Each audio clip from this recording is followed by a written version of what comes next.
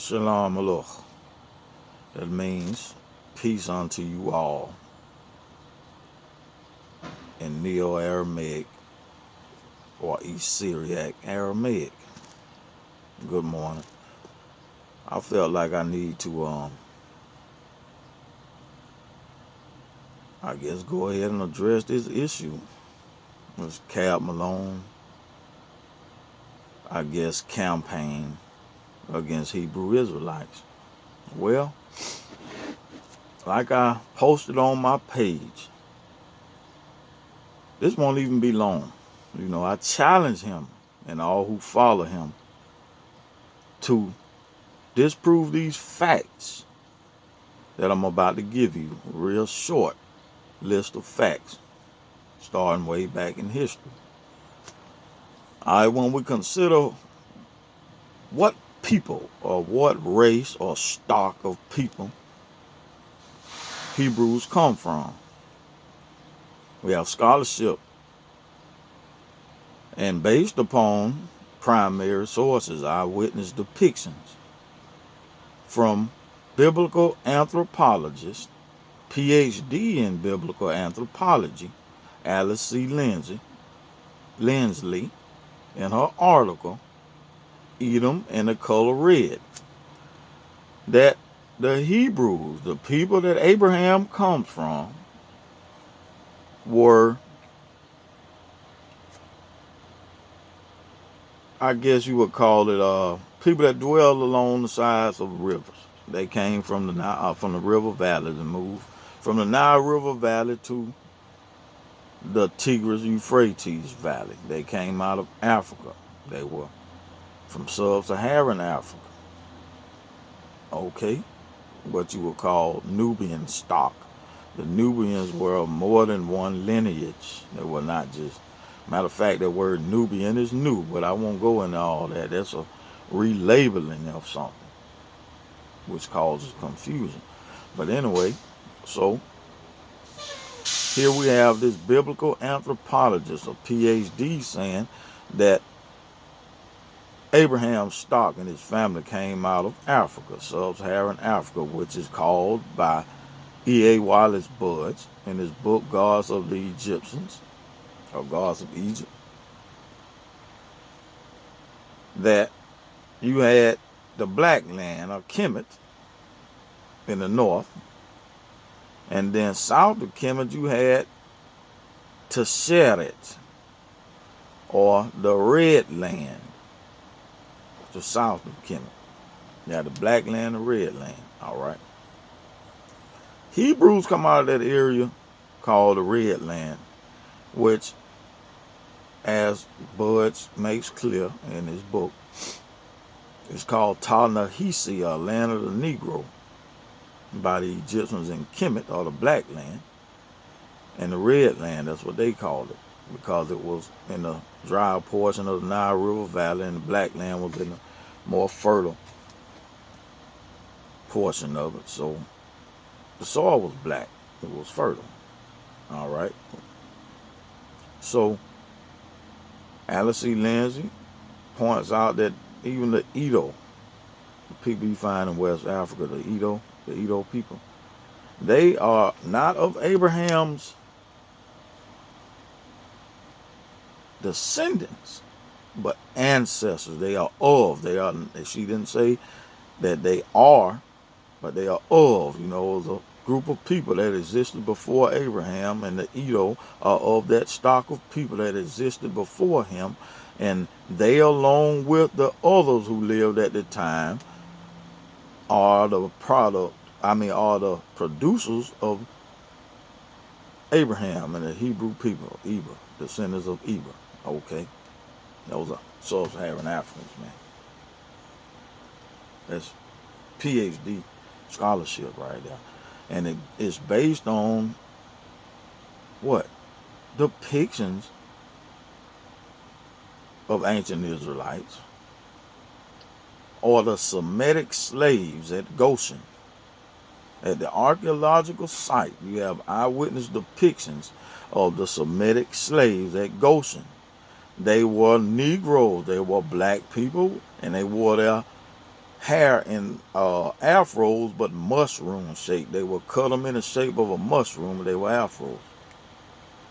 All right. So we have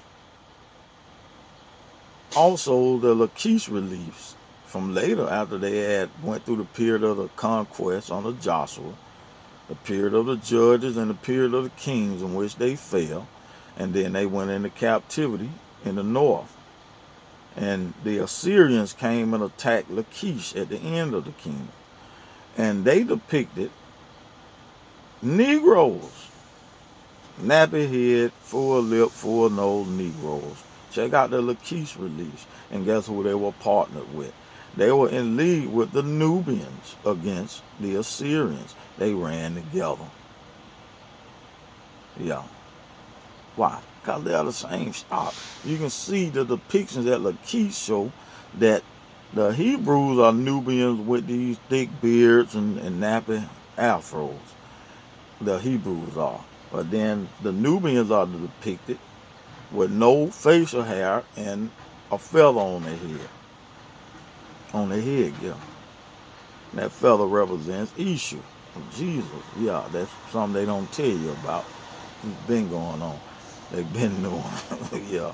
But anyway, we're going to move on. Alright, so we come to the time of the Romans. Do they still look like the Negroes depicted in Goshen at Tel Aviv and that were defeated at Lachish by the Assyrians? Do they still look like that? Well, let's ask Roman historian Tacitus. Tacitus said that he believed that they came from Cushite stock, man, from Ethiopian stock, man. They were black people, man. This is who they saw as Israelites. Yes. Okay, so what happened from there? Okay, Rome destroys this place full of people that caused Romans to think they descended from Cushites, these black people, and they carried some off into Carthage in Africa. 30,000 of them to be exact, by ship. Okay, so once they got there, nobody would buy them because the slave market was overfilled. So they settled in amongst Israelites who had been there since Assyria and Babylon attacked, since way back in the day. Many of them were Hellenized and speaking Greek, but they were the same stock of the Negroes depicted as the Semitic slaves at Goshen, the Negroes depicted as being defeated at Lachish by the Assyrians, and the Cushites that Tacitus said he thought they come from. They were later, 400 years later, pressured into leaving after a bunch of race riots in Egypt and rebellions. And after the Bar Kokhba revolt and all that, they had provoked the Romans, and now the Romans were Christians, and their Byzantine bishops expelled Israelites out of Egypt. And they went down the Barbary coast, and they went south, down towards South Africa, down into lower Ethiopia and Kenya and South Africa, and all that went both directions. The trans-Indian slave trade took the Eastern African Israelites back over into the Middle East, India, China, place West China, stuff like that. Check it out. They call them just African slaves, but anyway, who were they? Pretty sure some natives were swept up in that too, but we already see. Man, come on, excuse me, y'all. I got low air pressure. This won't be long. The debunk Cab Malone. But look, check this out. Y'all, we got Israelites now in the Barbary states where 7th century AD, the Muslim invasion reached them in the Barbary states, and they stood up and fought against them under a famous Hebrew Israelite queen, Kahina, who gathered Hebrews and Berbers, native Berbers, of the inhabitants of the Barbary states. And they converted to Judaism. And they teamed up against the Muslims. They won a bunch of battles against them for a long time, but they eventually were defeated. 50,000 were beheaded and for rejecting Islam, and the rest converted to Islam. Some seriously, some facetiously. They secretly practiced.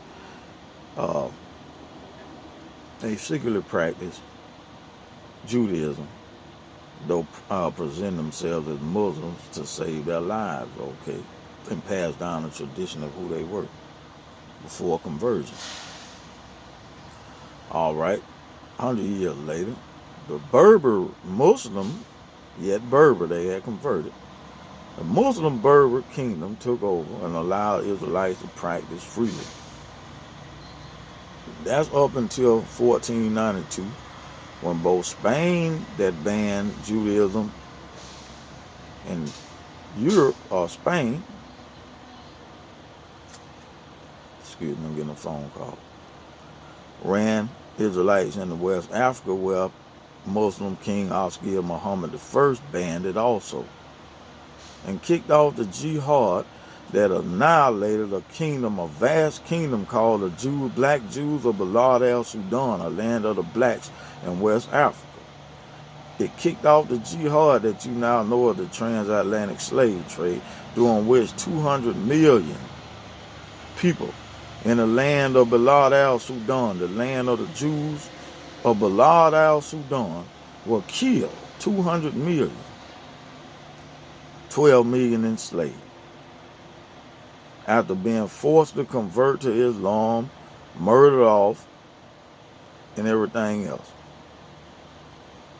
over their religion of Judaism. So you wonder why they came over here practicing Islam.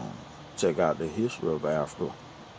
It was an Islamic jihad against Jews in Judaism, in which the Jews were forced to convert to Islam by the sword, a major sword that killed 200 million of them.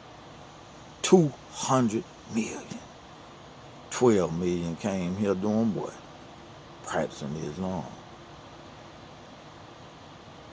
We, them peoples, disprove anything I've said, or show me what happened to the black Jews of Balad el-Sudan.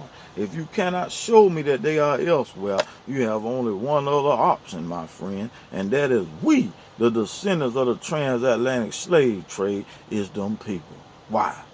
Because we descend from the people called the black Jews of Balad el-Sudan, who had a jihad fought against them by both the Spanish and the Muslims in Africa, who collaborated against us. And those people who came up missing were our ancestors. You have only one other option.